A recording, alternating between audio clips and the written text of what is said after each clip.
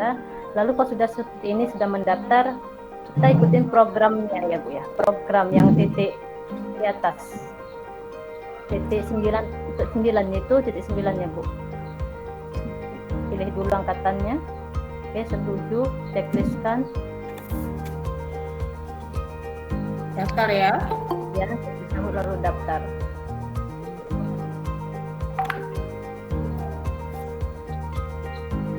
Oke. Nah, ini adalah masuk ke akun kita yang sudah angkatan 8. Nah, di sini untuk tampilan awalnya sudah saya jelaskan. Setelah dibuka melalui akun SIM PKB, maka akan seperti ini tampilannya. Nah, ini adalah keterangan kita ketika kita melihat ada tanda seru ya, kedua itu tandanya yang harus wajib kita isi, di mana nanti kalau sudah kita isi maka akan ada pemberitahuan tentang hijau seperti di bawahnya ya, keterangan status. Itu keterangan jika sudah selesai. Nah, pada tahapan tahap seleksi tahap 1 ini kita hanya diminta untuk 2 yang harus kita kerjakan, yaitu kurikulum file itu dan esai. Nah, kalau sudah kita selesai maka kita bisa masuk ke esainya. Kalau untuk mengunduh berkas, silakan Bu, bagian mana unduh bawah ya Bu ya. Unduhan berkas juga itu di poin. Nah, untuk unduhan berkas ini yang akan kita lengkapi di kurikulum file. Jadi unduh berkas itu nanti setelah kita unduh, kita ganti Bu. Silakan tekan dulu Bu unduh berkasnya. Ini sekaligus ya Bu ya, setelah kita unduh akan tampil langsung ketiga-tiganya, baik itu fakta integritas, surat rekomendasi, sama surat izin atasan. Ya, sudah ada ya di tampilan di bawahnya itu surat dokumentasi. Nah, ini nanti yang akan kita upload atau kita tampilkan, kita isi di kurikulum file. Tetapi hendaknya kita juga kita lihat apa yang dipinta di situ. Kalau seandainya izin atasan, ya kita minta atasan kita surat tanda tangannya kita lengkapi juga pokok suratnya seperti itu.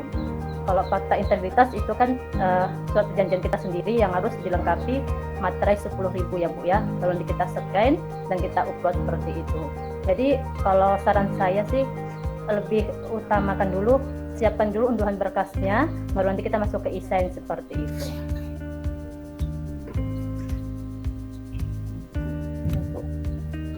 Coba tampilkan dulu Bu yang dokumen CGP yang tahap awal itu Bu, CGP 82. Ini ya. Iya Bu. Kita lihat sama-sama ya Bapak Ibu. Yang unduh berkas itu ada 3 berkas yang harus kita lengkapi. Belum terlihat. Ya, Bu Ruri. Belum terlihat Ibu. Nggak dapat. Oh, tidak dapat. Nggak kelihatan nggak? Sebentar ya, kalau tidak kelihatan saya ulangi. Sebentar.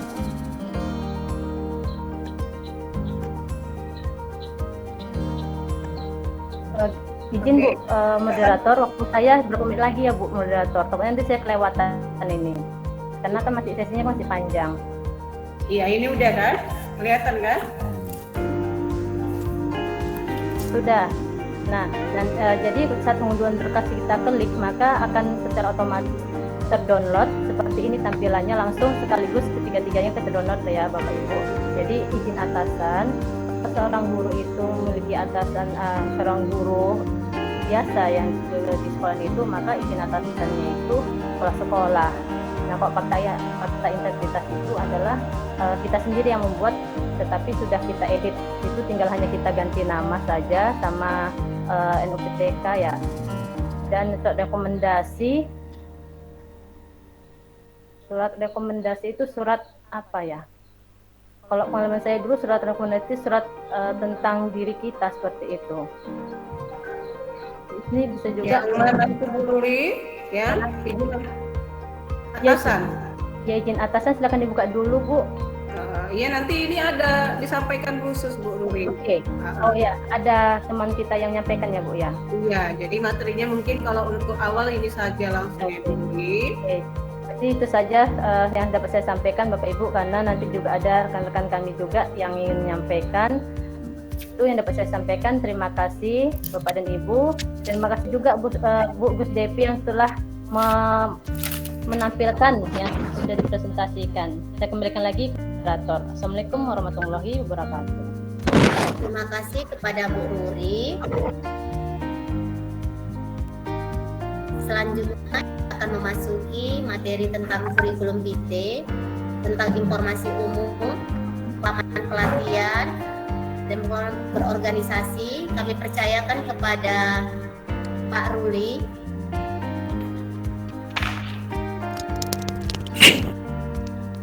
Baiklah, terima kasih yang telah memberikan saya kesempatan.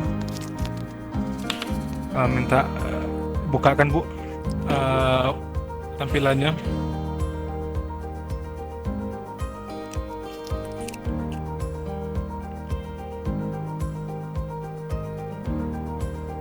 Ya, Bu Devi. Ya Pak, lanjut kita Pak. Kita yang tadi ya. Iya.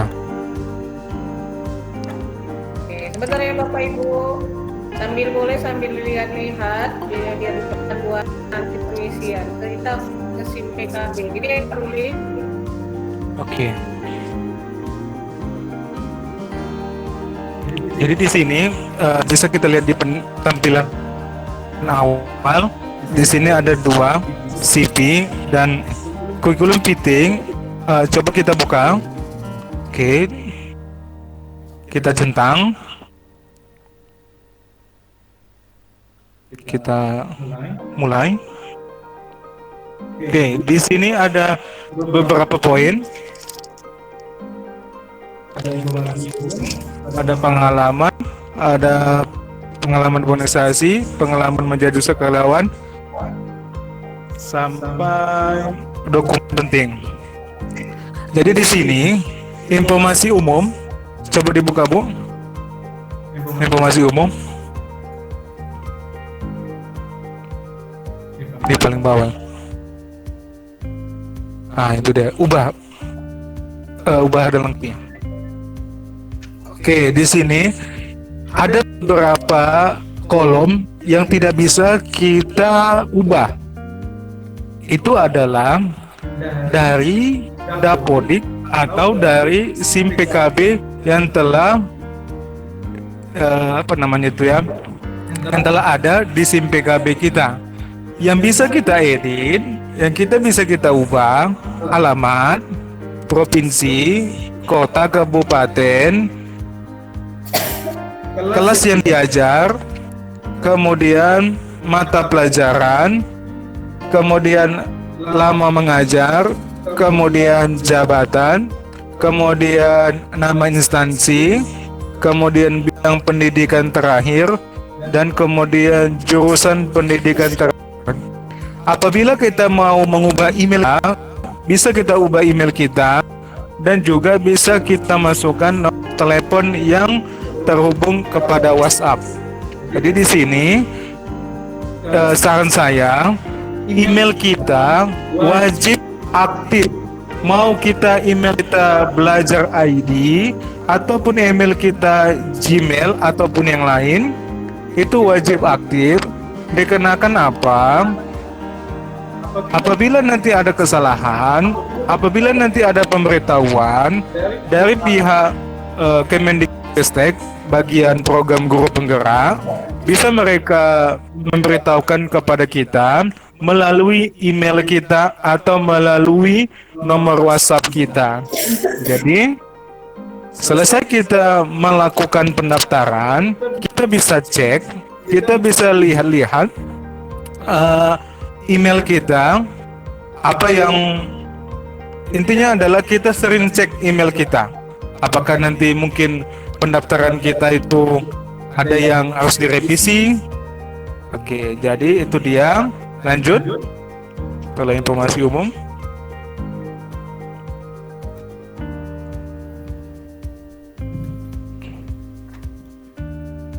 Oke, pengalaman mengikuti pelatihan.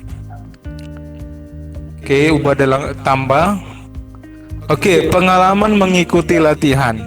Oke, di sini ada nama pelatihan, penyelenggara, tahun kegiatan, sampai tahun. Kalau seandainya masih aktif dalam kegiatan tersebut, pelatihan tersebut dikosongkan. Jadi di sini tipsnya di sini adalah kalau seandainya ada pelatihan 3 tahun terakhir, dimasukkan saja Bapak Ibu 3 tahun terakhir. Tapi Pak, dalam beberapa tahun ini ada COVID-19, ada pandemi. Mungkin ada pelatihan yang pernah kita ikuti di tahun 2019 ataupun pada masa pandemi. Banyak masa pandemi yang kita ikuti pelatihan-pelatihan, baik di guru belajar dan berbagi ataupun pelatihan-pelatihan mandiri yang diselenggarakan oleh maupun organisasi pendidikan maupun yayasan-yayasan ataupun organisasi manapun. Jadi tipsnya adalah 3 tahun terakhir atau masih di pelatihan kita yang pernah kita ikuti. Oke, lanjut. Oke, mengenai pengalaman berorganisasi pendidikan, gerak di bidang pendidikan. Oke, melakukan organisasi, kemudian posisinya, tahun mulai, kemudian ceritakan peran Anda. Tadi di atas bisa kita baca adalah di dalam bidang pendidikan. Jadi adalah bisa kita contohnya apabila kita ikut PGRI, apabila kita ikut IGI atau JSDI ataupun lainnya yang bergerak di dalam bidang pendidikan, bisa kita masukkan maksimal organisasinya, contohnya IGI. Kemudian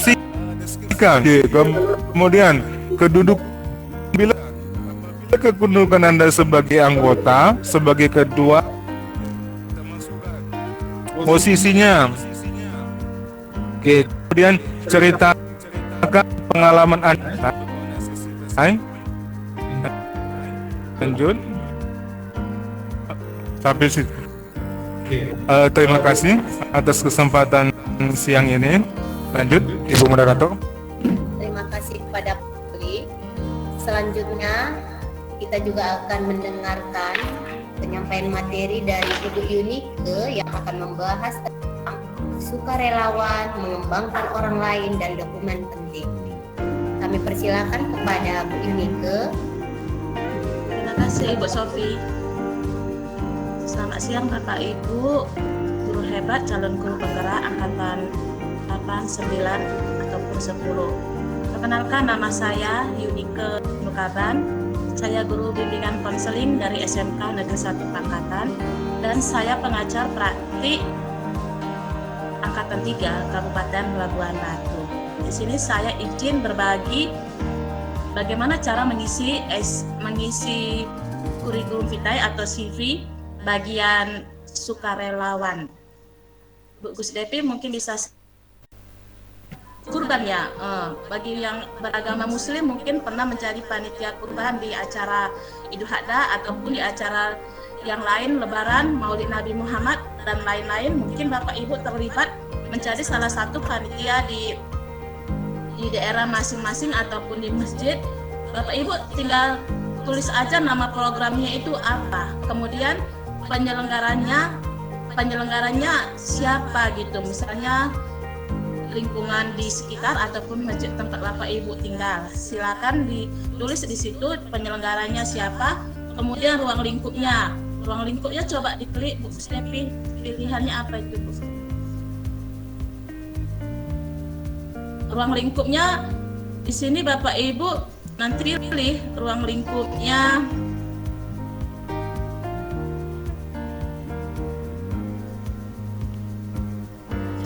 mungkin ya. Ini dia. Ruang lingkupnya bisa, karena itu tadi kan contohnya panitia kurban di masjid, Bapak Ibu bisa pilih komunitas di luar sekolah.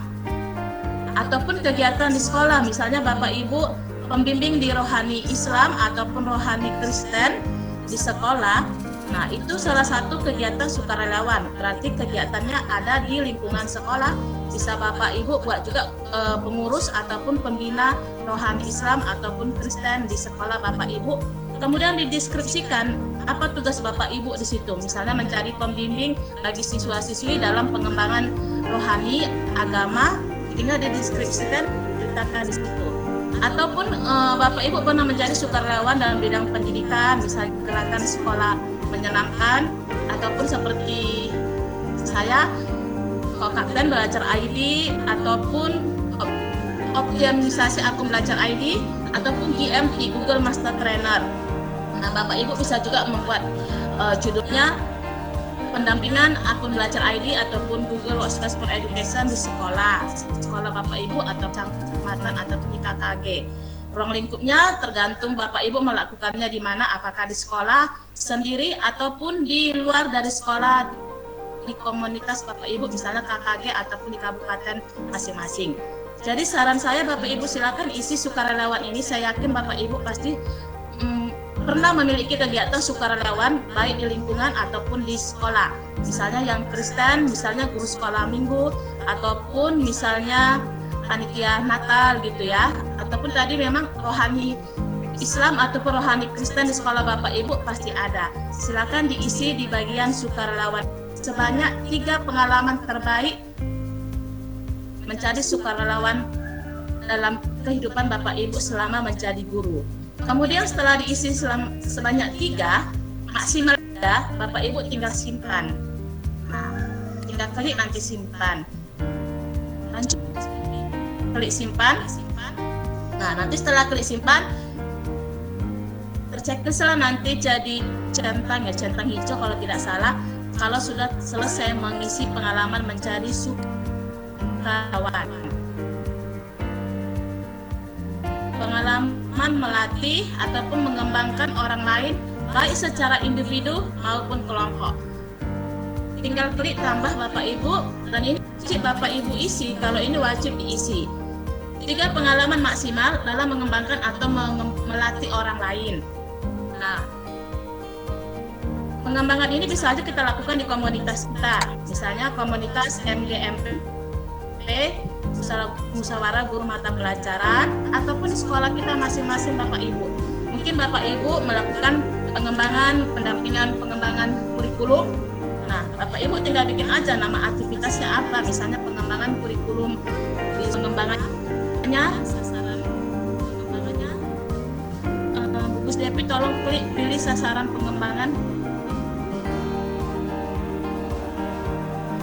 Ya, kalau misalnya sasaran pengembangan tadi misalnya pengembangan kurikulum di sekolah Bapak Ibu, nah tinggal klik aja guru, ataupun pengembangan siswa, misalnya pendampingan siswa untuk olimpiade ataupun LKS ya, lomba-lomba pertanian yang ada di sekolah. Bapak Ibu mungkin menjadi guru pembimbingnya yang mendampingin kegiatan siswa, misalnya pertandingan yang sekarang ini ya untuk SMA SMK ada pertandingan voli ya di SMA ataupun SMK di Kabupaten Labuan Batu.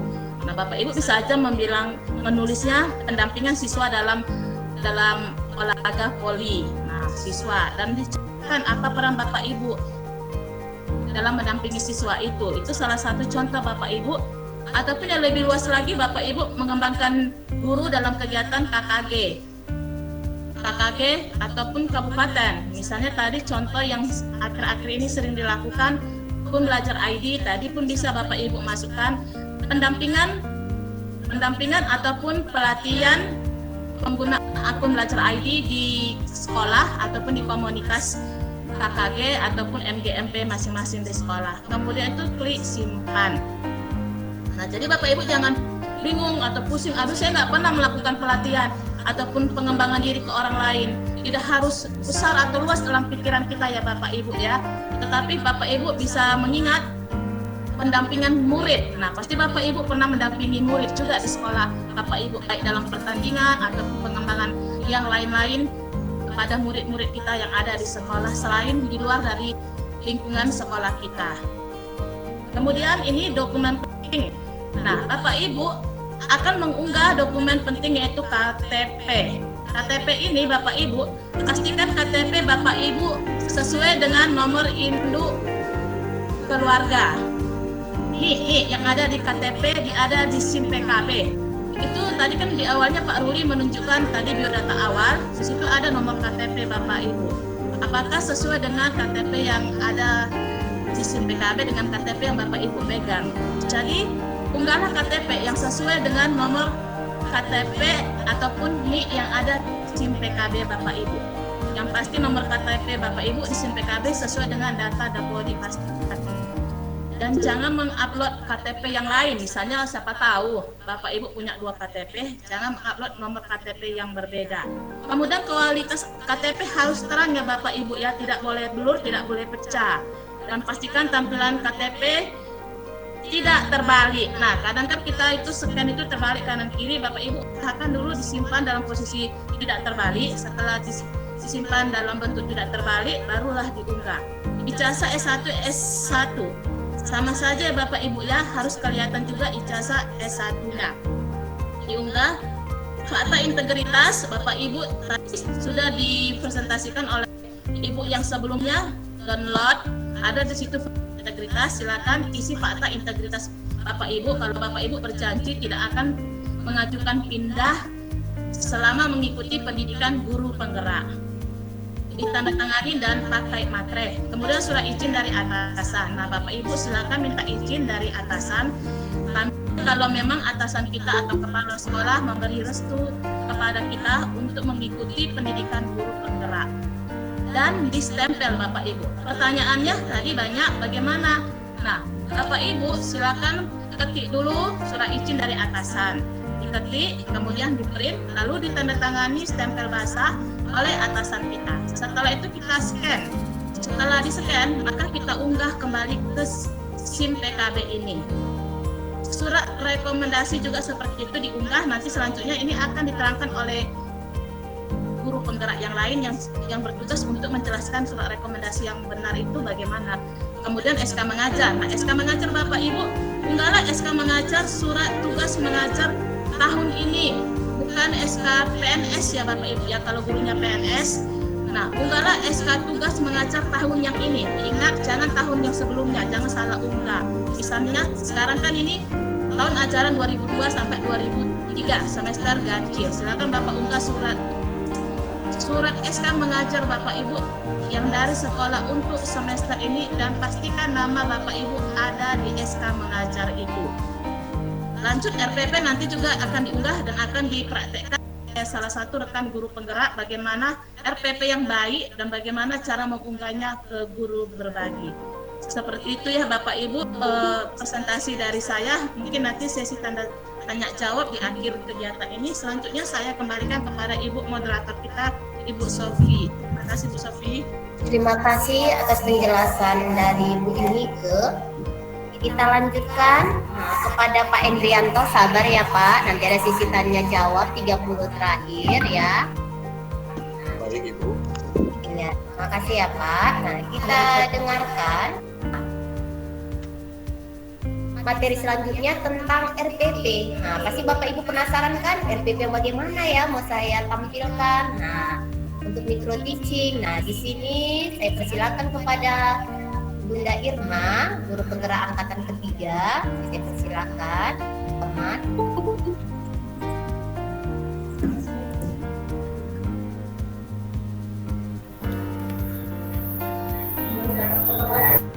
Terima kasih kepada Ibu Sofi yang telah memberikan kesempatan buat saya.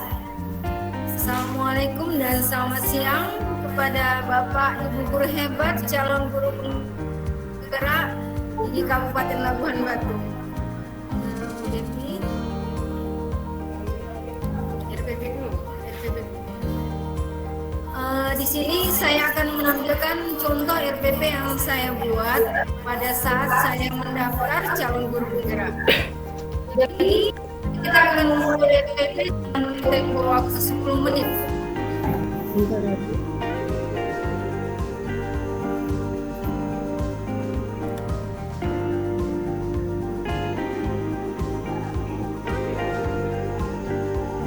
Jadi RPP yang akan kita buat adalah RPP 10 menit. Di sini saya membuat RPP saya. Di situ saya jelaskan tujuan pembelajarannya, kemudian kegiatan pembelajarannya, di mana pada pembukaan itu saya buat waktu durasinya hanya 2 menit. Ya. Di situ pembukaan ada orientasi, ada apresiasi, kemudian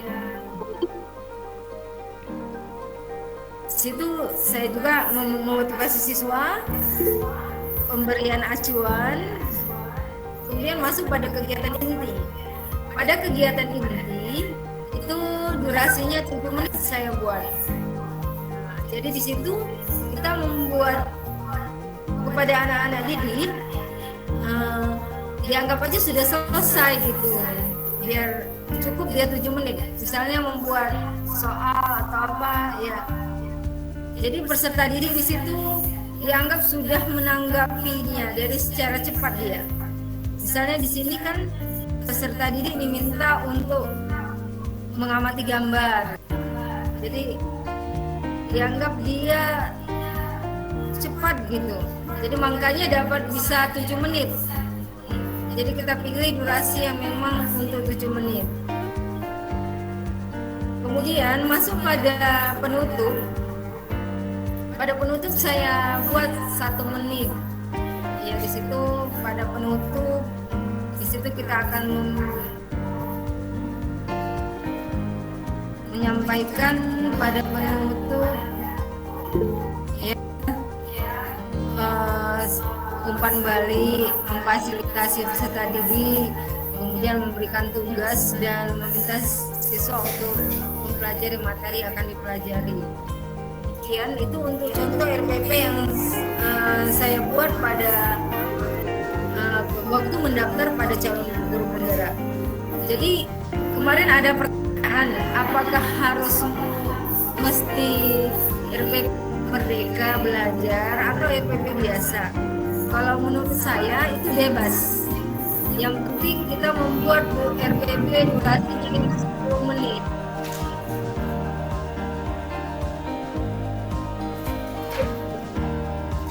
Untuk contoh-contoh RPP itu banyak kita lihat pada guru berbagi. Itu kita bisa lihat pada guru berbagi, ibu-ibu, bapak-bapak. Coba tampilkan bagaimana ibu pada guru berbagi. Bagaimana kita cara masuk kepada guru berbagi?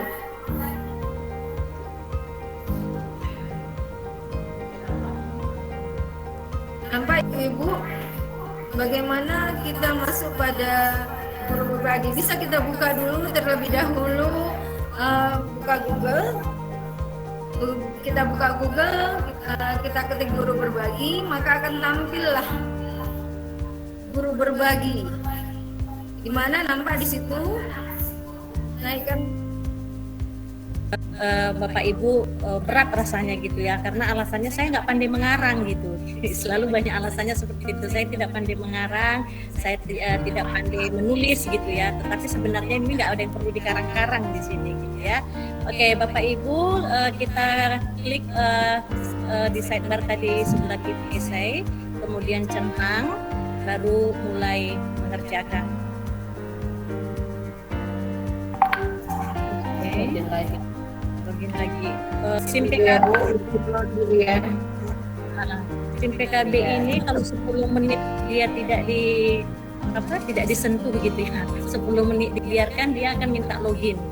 Jadi ini sekaligus juga tips ya yang bisa dibagikan dalam pengerjaan esai nantinya.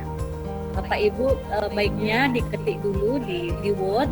Jadi nanti tinggal menyalin ke LMS. Nanti Bapak Ibu kalau ketik di LMS di SIM PKB lama mikirnya, kadang sampai 10 menit nggak siap mikir gitu. rupanya pas mau diketik udah nggak bisa lagi, minta login lagi dia. Nah seperti ini, dia minta login lagi. Pas sudah login mau ketik lagi, hilang tadi apa yang sudah mau diketikkan. Jadi baiknya sih sebenarnya ketika Bapak Ibu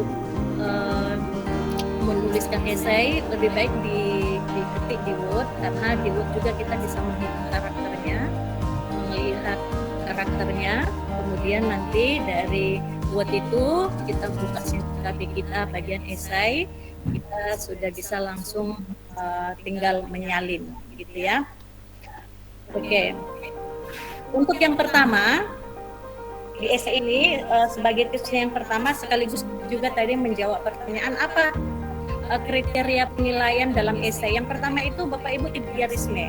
Jadi pertama nanti itu esai itu sebelum dibaca itu dicek dulu di mesin plagiarisme apakah itu di copy paste dari Google gitu. Jadi pastikan Bapak Ibu tidak mengcopy paste milik orang lain, pengalaman orang lain. Jadi apapun pengalaman kita, pengalaman yang tidak harus wah dan ha gitu ya. Pengalaman sederhana kita saja pun di dalam kelas, tetapi itu memang pengalaman kita sendiri. Percaya diri aja menceritakannya di tulisan esai ini. Jadi tidak perlu menyalin, karena sekali lagi sebelum dibaca yang paling pertama kali dicek itu adalah keaslian esai ini, yaitu tadi dengan mengecek esai kita apakah itu plagiarisme atau tidak gitu. Nah kemudian yang kedua tentu pengalaman sendiri ya.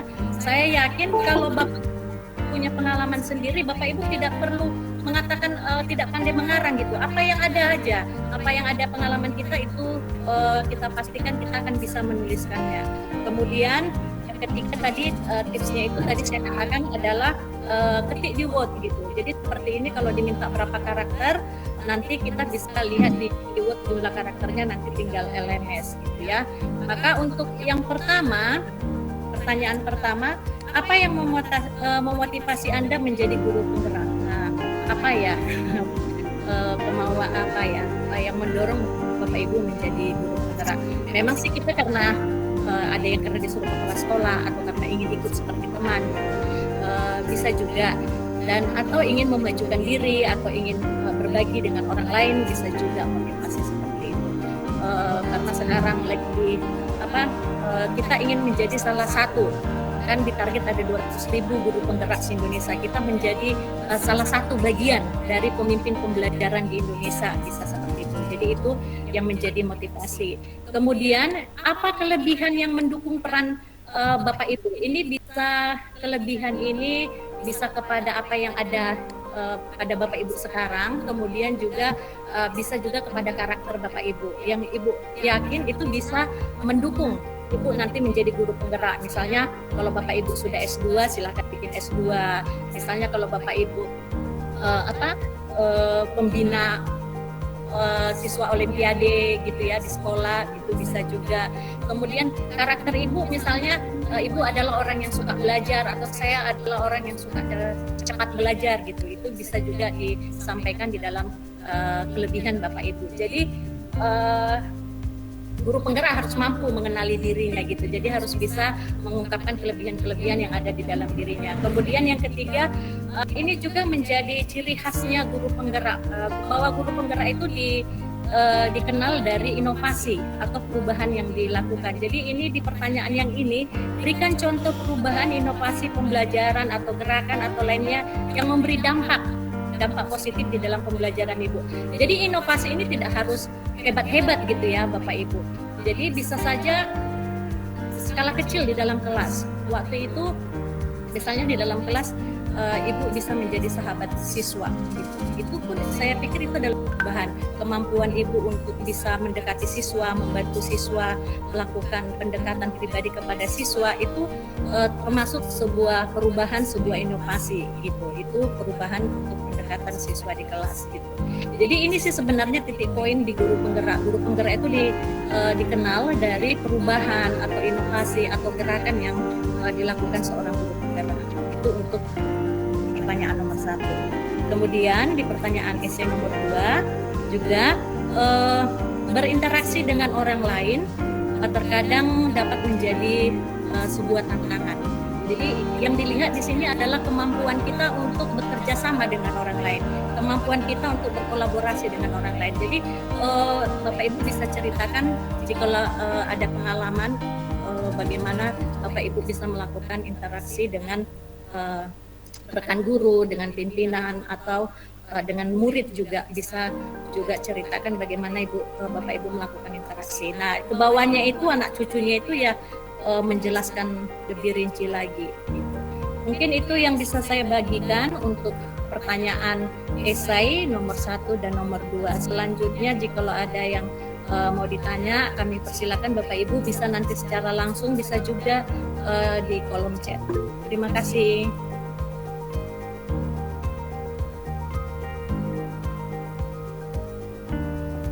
Terima kasih kepada Ibu Adliana yang telah berbagi. Saat ini kita memasuki esai soal nomor 3 dan 4. Saya persilakan kepada Ibu Firma, guru praktik pengajar.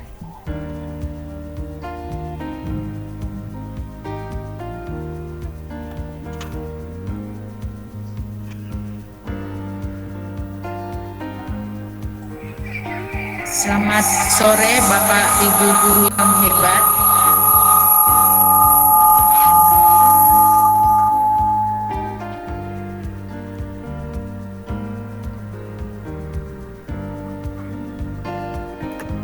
Perkenalkan, nama saya Yurmeda Rizkumora, guru SMK Negeri 2 Rantau Karang. Saya adalah pengajar praktik guru penggerak angkatan Kandiana. Bapak Ibu guru calon guru penggerak,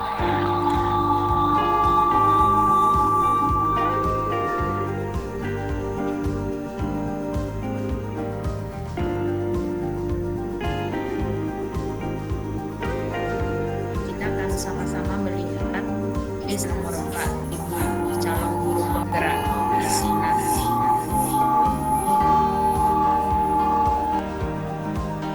Ke pengalaman kita masing-masing selama mengajar. Di essay nomor 3, permasalahan, tantangan, situasi yang kompleks adalah kondisi umum yang ditemui dalam menjalankan pekerjaan. Berikan contoh pengalaman Anda dalam menghadapi situasi yang paling menantang, kompleks, atau sulit saat menjalankan tugas Anda. Nah, di sini Bapak Ibu guru calon guru penggerak harus kita ingat apa yang pernah kita lakukan, yang pernah kita alami selama kita mengajar. Jadi belum pekerjaan yang belum kita lakukan, tapi yang sudah kita alami. Karena ini akan kita pertanggungjawabkan pada waktu wawancara. Jadi pengalaman apa yang paling menantang pada waktu kita diberi tanggung jawab di sekolah. Nah, Bapak Ibu tuliskan di essay apa pengalaman Bapak. Contohnya pada waktu COVID, masa-masa COVID kita diberikan tantangan untuk memulai pembelajaran secara daring. Nah, apa upaya yang akan kita lakukan dalam memahami situasi tersebut? Kemudian pada waktu kita memerlukan sarana prasarana, itu merupakan tantangan juga bagi kita. Kemudian pada waktu kita memenuhi administrasi di sekolah, itu juga merupakan tantangan bagi kita di sekolah. Nah, apa yang kita lakukan, upaya apa yang kita lakukan untuk mengatasi tersebut? Kemudian pertimbangan-pertimbangan. Apa pertimbangan yang kita lakukan untuk mengatasi masalah tersebut? Umpamanya kita membuat strategi kerjasama dengan rekan sejawat atau dengan kepala sekolah untuk mengatasi tantangan kita hadapi pada waktu kita diberi tanggung jawab. Tanggung jawab itu mungkin kita diberikan tugas sebagai pelaksana atau kegiatan di sekolah, itu juga merupakan tantangan bagi kita dan merupakan tanggung jawab yang harus kita lakukan, dan banyak tantangan dan hambatan. Nah, kembali kepada diri kita, apa pengalaman kita dalam menghadapi tantangan tersebut. Kemudian nomor 4, perkembangan menuntut kita untuk terus belajar hal-hal baru. Ceritakan pengalaman Anda saat mendapatkan masukan atau umpan balik terkait kemampuan Anda. Nah, di sini pada waktu kita mau melakukan pengembangan diri, kita pasti mengalami tantangan atau menghadapi tantangan. Contohnya perkembangan teknologi. Pada waktu kita belum siap menghadapi perkembangan yang teknologi era digital, kita harus terpaksa menerimanya. Jadi apa yang kita lakukan? Umpamanya kita belajar secara mandiri atau belajar dengan mengikuti pelatihan-pelatihan, seminar, baik online atau offline. Nah, dari situ kita otomatis nanti kan bisa mengembangkan diri kita. Walaupun kita tidak nyaman menerimanya, tapi kita harus melakukannya. Dan ini pun harus sudah kita lalui dan sudah kita menerima pelatihan dan mengikuti seminar, bukan yang belum kita lakukan. Jadi sebaiknya mumpung masih ada kesempatan, masih bisa kita melakukan perbaikan pada diri kita dan belajar teknologi. Umpamanya kita yang sebelumnya tidak pernah membuat video pembelajaran, kita membuat video pembelajaran, kita terapkan di kelas kita masing-masing. Dan yang terakhir mungkin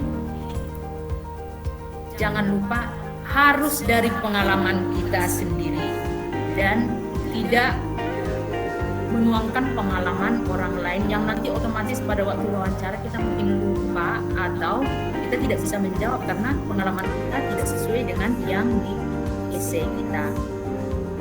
Menurut saya dan pengalaman dari saya seperti itu, mungkin nanti dari guru penggerak angkatan 3 yang sudah selesai melaksanakan pendidikan guru penggerak bisa memberikan masukan dan tips trik tentang mengisi essay calon guru penggerak. Terima kasih dan selamat sore.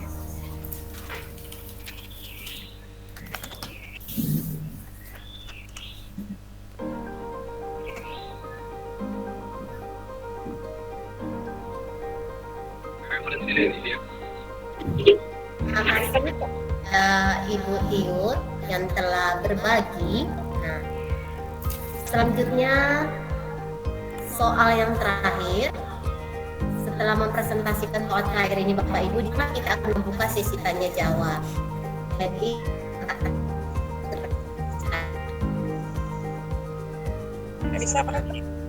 ya, 5 akan dibawakan oleh Ibu Dina. Saya persilakan kepada Ibu Dina untuk menyajikan materinya.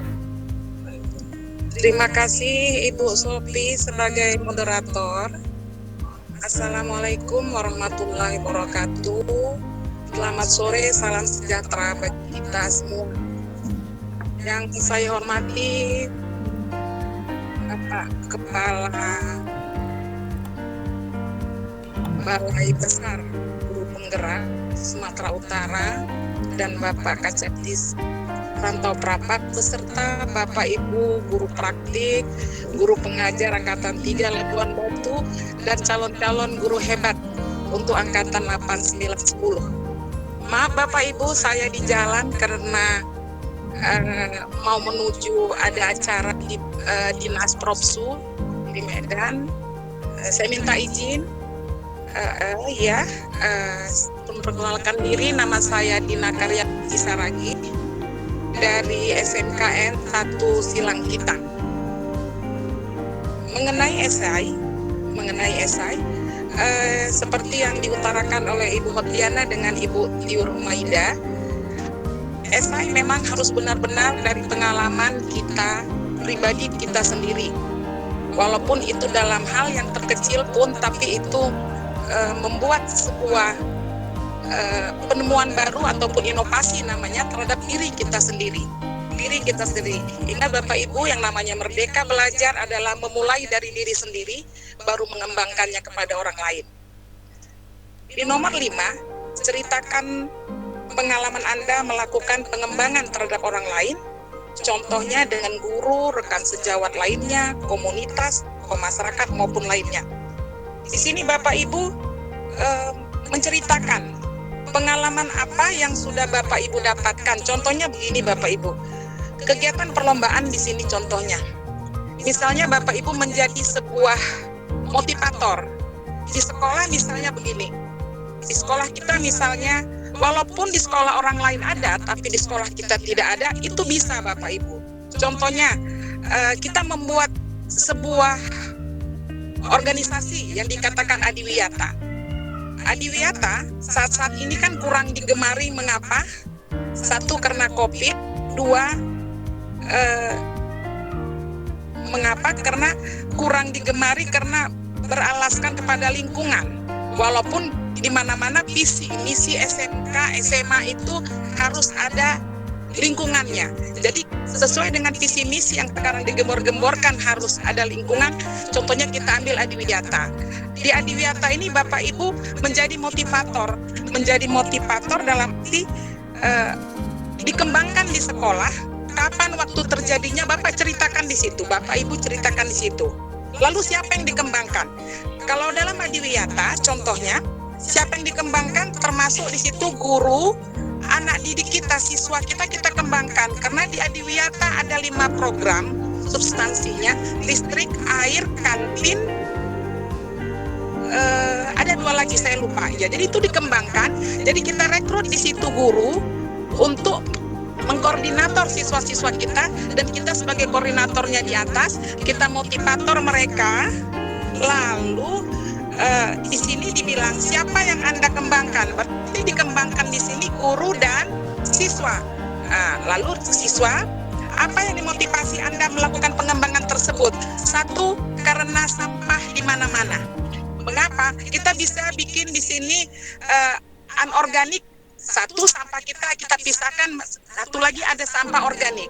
Jadi motivator kita, motivasi apa? Karena sampah biasanya kalau di sekolah paling banyak itu. Apalagi kalau siswanya yang 1.000 orang, itu paling banyak sampah pada saat rehat pertama maupun rehat kedua. Jadi motivatornya pertama itu, kita lihat lingkungan kita sendiri Bapak Ibu ya. Bapak Ibu guru hebat, jadi kita lihat, baru kita kembangkan motivasi kita pertama karena banyak sampah. Lalu kita mencari fokus pengembangan diri. Fokus pengembangan diri, hal-hal apa aja, lalu kita buat listnya. Apa yang perlu kita kembangkan dari sampah yang banyak, dari anak-anak yang makan saus, itu harus kita pertimbangkan, kita kembangkan. Sebenarnya berat Bapak Ibu, sebenarnya berat kalau dikerjakan. Kita pihak kepada guru itu yang menangani tentang kantin, menangani tentang listrik, tentang air, tentang botani. Jadi kita hanya kita dengan siswa saling sama si koordinator guru tadi, saling berhubungan baik lah. Jadi setelah itu Bapak Ibu ceritakan bagaimana cara membangun kesepakatan hasil pengembangan tadi, asal bagaimana dengan pengharapan, dengan ekspektasi kita agar benar yang diharapkannya tadi. Kita buat list, kita kembangkan lagi anak-anak bagaimana itu supaya organik, bagus kita buat. Begitu banyak sampah, karena sekarang ada sampah organik itu Bapak Ibu bisa dibuat di dalam tong misalnya. Nah, itu kita ambil, kita pilah sampah tadi. Ya Bapak Ibu, mengapa saya bilang begini? Pengalaman saya utarakan pada saat pengajar praktik dan saya menjadi ketua Adiwiyata. Dan alhamdulillahnya SMK Negeri 1, maaf ya Bapak Ibu, pada saat itu saya masih di SMK Negeri 1, itu sekolahnya bisa menjadi sekolah Adiwiyata provinsi. Nah, itu bukan saya, ini sharing aja, sharing penemuannya, sharing ya Bapak Ibu ya. Lalu ada pengembangan pada 1 bulan pertama itu apa yang kita kembangkan dari Adiwiyata yang kita harapkan. Yang kedua bulan apa? Jadi program kita kembangkan sesuai dengan bulannya. Begitu ya Bapak Ibu, kita utarakan. Lalu dukungan apa yang Anda berikan bagi orang tersebut? Kita harus memberikan dukungan. Biasanya kalau kita memulai sesuatu yang baik Bapak Ibu, biasalah harap maklum, banyak tantangan. Jadi dukungan itu ada yang positif, ada yang negatif. Ya kalau yang baik sudah biasa. Yang enaknya ini yang tantangan ini, yang tidak baik, yang tidak suka terhadap suatu penemuan kita buat menjadi yang mau terhadap kita, itu merupakan tantangan. Biasalah guru lebih enak mencari tantangan daripada yang biasa-biasa aja ya Bapak Ibu. Kita ajak dia, kita kalau tidak bisa kita ajak melalui kepala sekolah nih, diajak secara kekeluargaan. Begitu ya Bapak Ibu ya. Jadi adapun hambatan-hambatannya kita lihat apa itu hambatan yang kita dapat dari sekolah, seperti tadi, baik hambatan dari pihak guru, pihak lingkungan, sekolah, pihak anak-anak lagi. Itu yang namanya Lisa itu paling kurang dipahami. Lihat sampah ambil ya Bapak Ibu ya. Upaya-upaya apa saja yang Anda lakukan untuk presentasi itu. Jadi upaya-upaya itu misalnya Bapak Ibu setiap pagi Lisa gitu ya, setiap pagi Lisa, lalu pada saat istirahat pertama biasanya itu sampai berkeliaran Lisa lagi. Maaf-maafnya Bapak Ibu harus rajin nih mencakap-cakapi, sampai ke kantin pun Bapak Ibu harus bikin satu guru koordinator agar anak-anak tidak makan saus. Iya, tidak makan saus. Listrik pun begitu, harus diputarin. Mana yang listrik tidak mau digunakan, tidak digunakan, harap dimatikan. Begitu ya Bapak Ibu kalau di Adiwiyata. Begitu juga dengan air, begitu juga dengan tanaman. Ya, lalu harus ada asinnya. Kapan Bapak Ibu membuat misalnya 1 bulan pertama, ini programnya untuk berapa bulan nih? 3 bulan apa 6 bulan? Harus ada hasilnya Bapak Ibu, minimal untuk diri kita sendiri. Lebihnya ya bolehlah tingkat kecamatan, kabupaten, apalagi provinsi. Berarti lebih hebat lagi. Begitu Bapak Ibu, itu merupakan pengalaman saya. Nanti ada pertanyaan ataupun lebih, jadi ada nanti seksi bagian Q&A, question and answer-nya. Saya sudahi, apabila ada kurang salah saya mohon maaf. Selamat sore, wabillahi taufik wal hidayah. Wassalamualaikum warahmatullahi wabarakatuh. Terima kasih Bu Sofi sebagai moderator. Terima kasih kepada Ibu Lina yang telah berbagi pengalaman. Saat ini Bapak Ibu, kita akan memasuki sesi tanya jawab. Saya persilakan kepada Bapak Ibu yang ingin menanggapi, silakan angkat tangan, raise hand-nya ya, diaktifkan.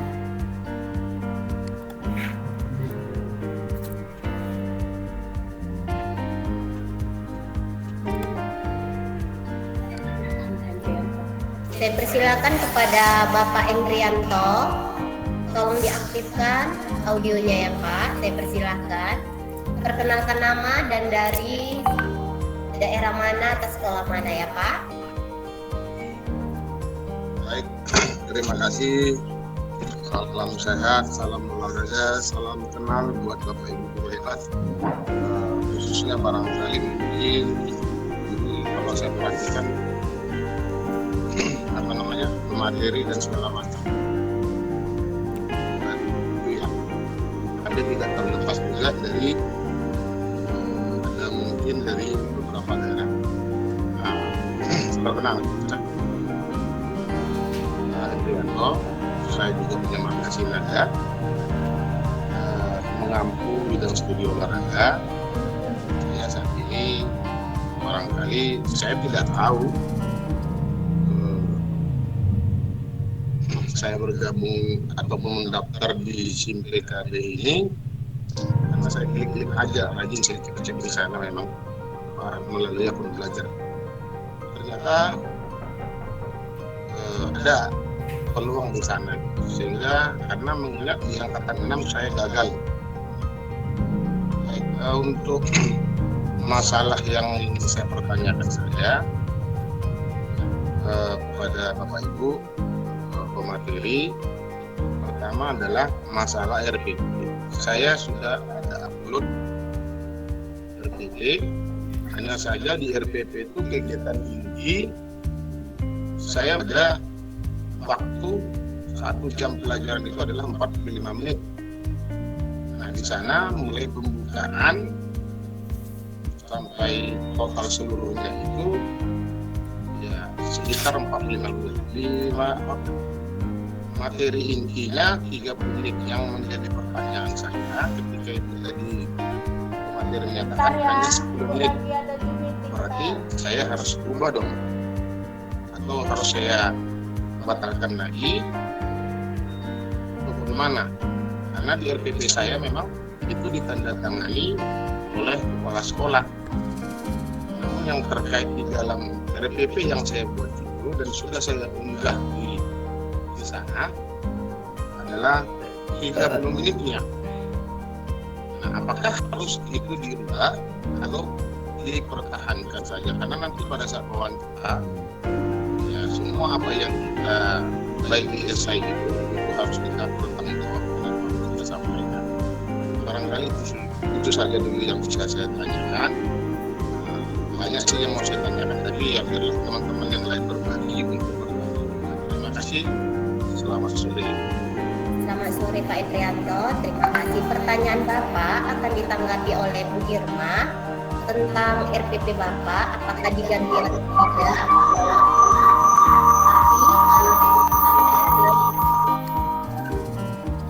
Diri. Nah, lalu datang asesor ditanya lagi, pengembangan diri apa yang Bapak Ibu lakukan? Akan terus berlanjut.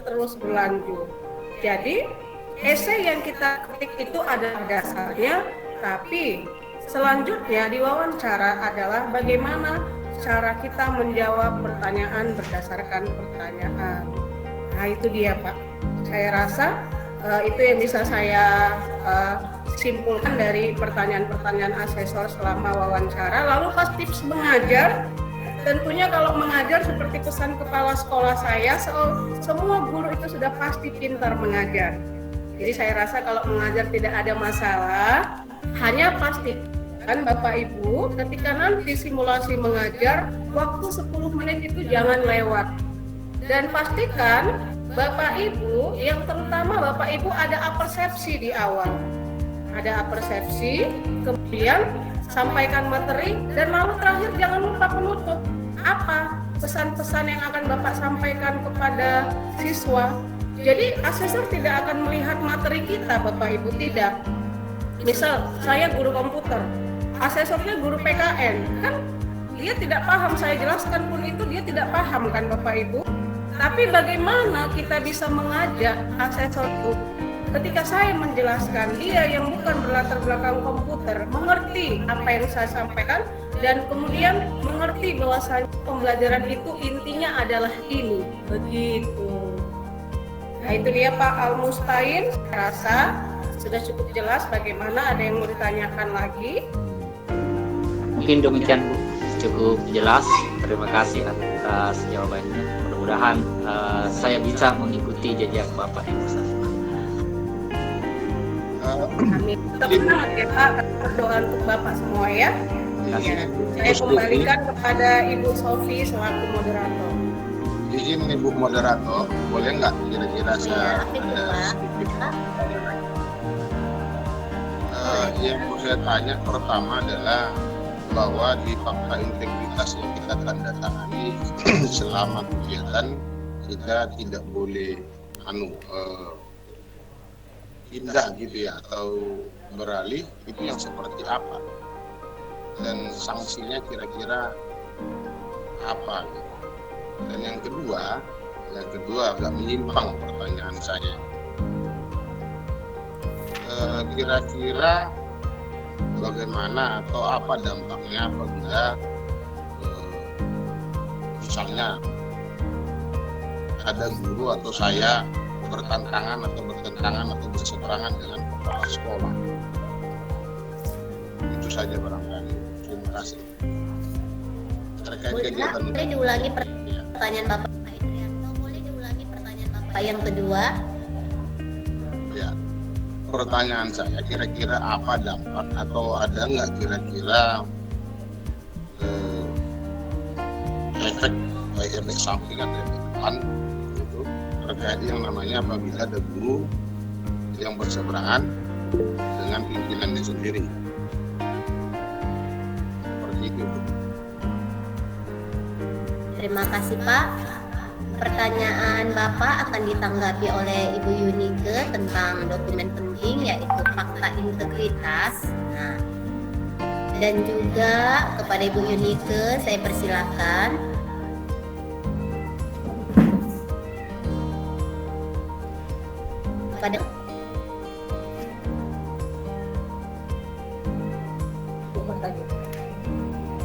Baiklah, saya serahkan kepada Ibu Diana untuk menanggapi pertanyaan dari Pak Endrianto.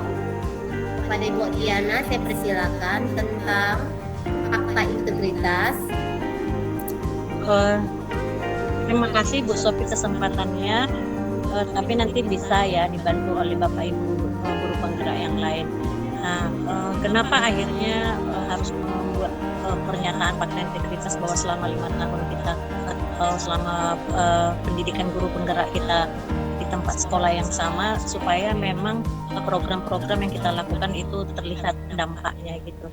Tetapi pengalaman ada beberapa CGP yang akhirnya di tengah perjalanan mereka pindah tempat kerja. Saya pikir tidak terlalu masalah, di tempat kerja yang baru juga bisa melanjutkan pendidikan guru penggeraknya gitu ya. Sebenarnya itu pertimbangan kemaksimalan dalam melakukan program-program di selama pendidikan guru penggerak. Mungkin itu yang bisa saya jawab. Kemudian nomor pertanyaan yang kedua, mungkin hanya berbagi pengalaman ya Pak, pengalaman ketika kita mendampingi CGP yang di lapangan juga banyak bertentangan dengan kepala sekolah gitu.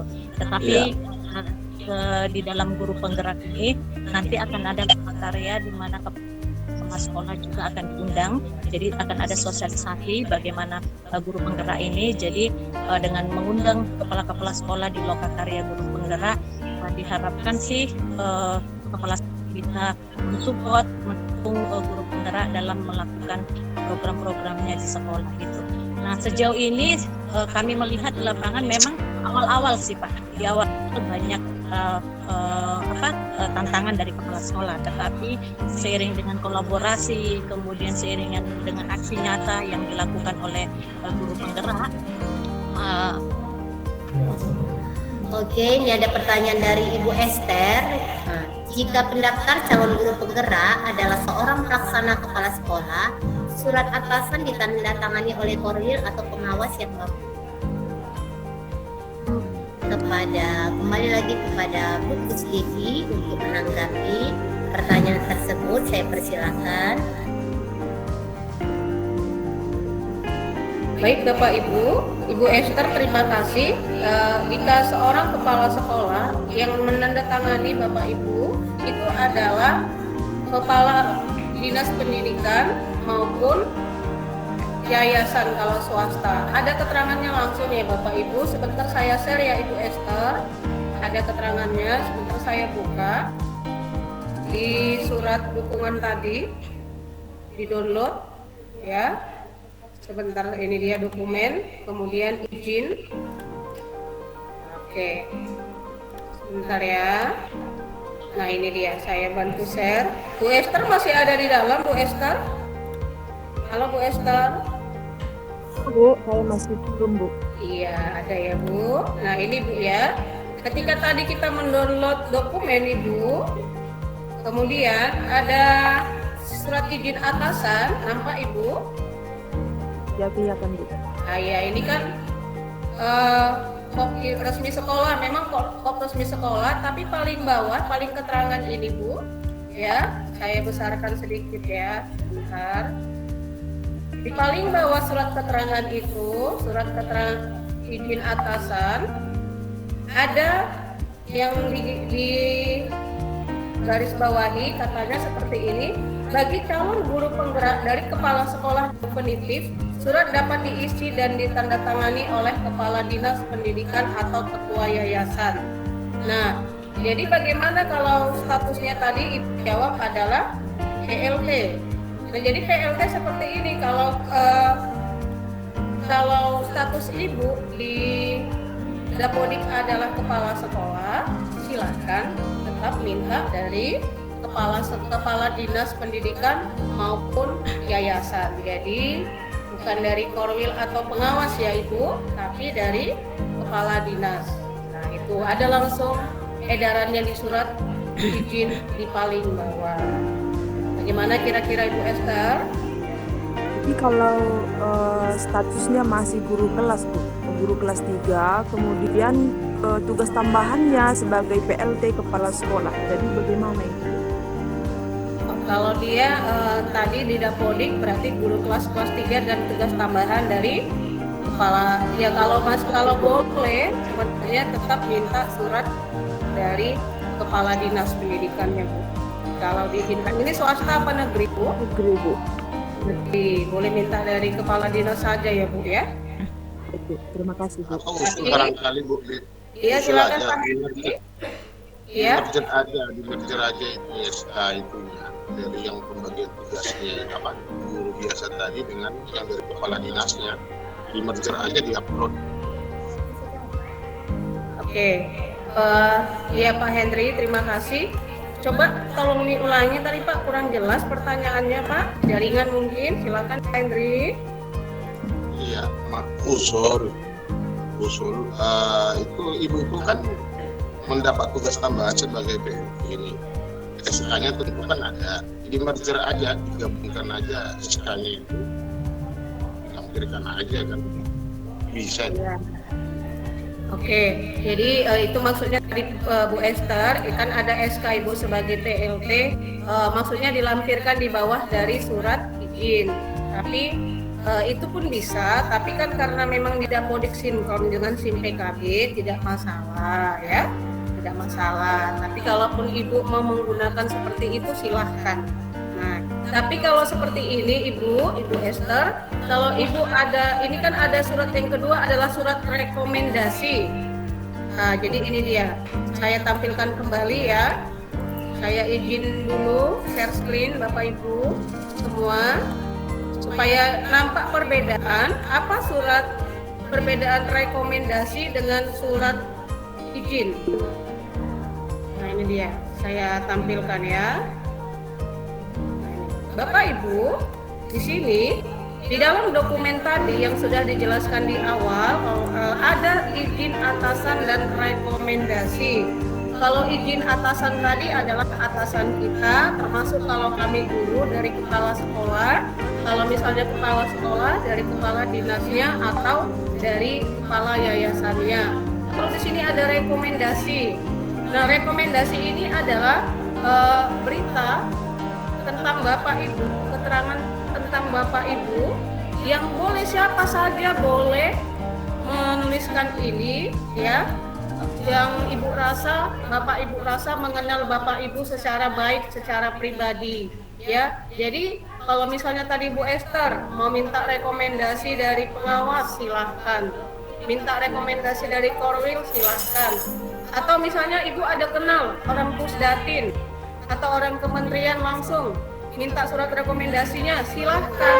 Kenapa? Karena ini adalah berupa penjelasan tentang karakteristik Bapak Ibu ya, informasi umum tentang bagaimana si pemberi rekomendasi ini mengenal Bapak Ibu tanpa ada stempel di bawah ya, tanpa ada stempel lembaga. Jadi tidak harus lembaga, tapi kalau surat izin tadi itu adalah langsung atasan resmi kita. Nah itu perbedaan rekomendasi dengan surat izin. Nah begitu ya Bapak Ibu yang berada di ruangan ini supaya bisa. Jadi kalau tadi kan tidak harus rekomendasi, tapi kalau kami mengusulkan pengalaman kami sebaiknya buatlah Bapak Ibu. Namanya rekomendasi kan? Berarti kalau ada orang yang berani merekomendasikan kita dengan yang diminta itu kriterianya adalah bagus, berarti memang kita sudah bagus. Itu adalah nilai resmi, nilai plus untuk kita. Nah, itu yang bisa saya jawab perihal pertanyaan Ibu Esther di grup chat. Nah, itu saja.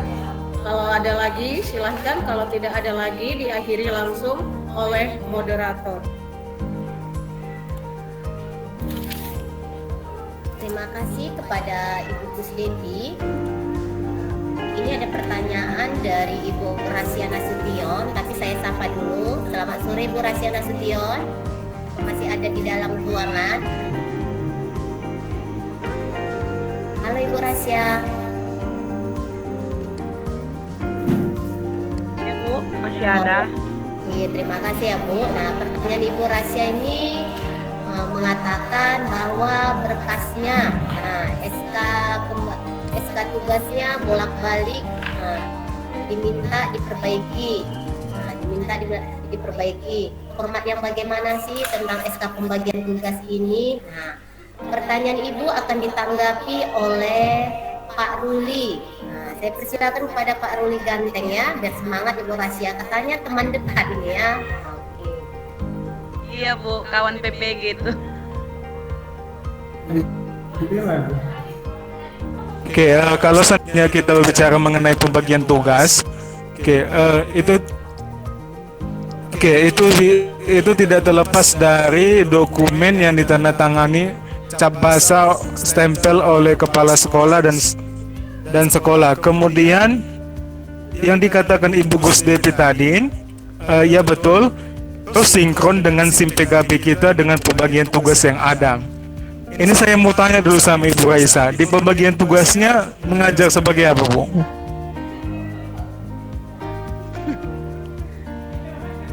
Kalau itu mungkin ya di situ baru saya salah, mungkin karena tidak sinkron ya dengan SIM PKB saya, karena di SIM PKB saya bahasa Inggris sedangkan pembagian tugas guru prakarya.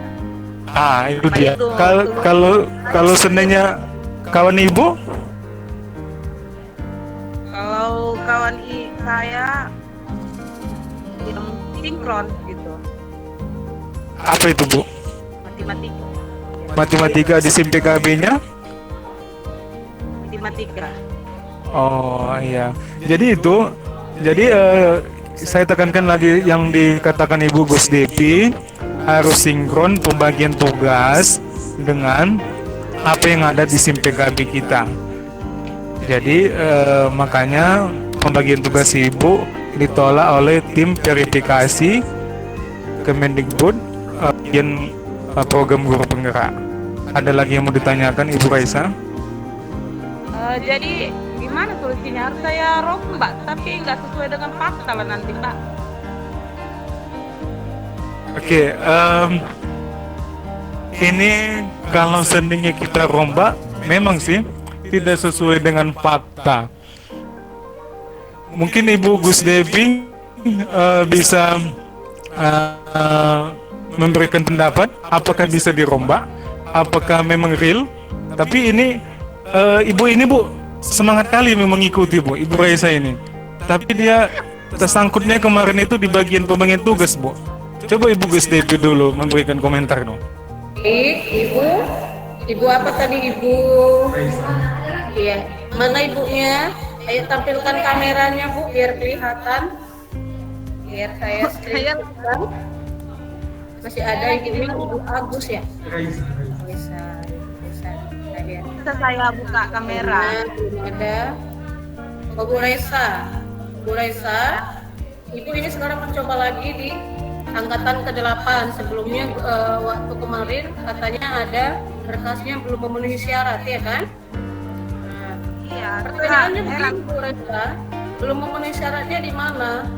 Apakah cara menguploadnya kurang jelas scan-nya atau isi suratnya? Kan begitu. Jadi kalau surat izin, kalau surat tugas kita berdasarkan permintaan dari kementerian adalah surat tugas terakhir kali kita mengajar.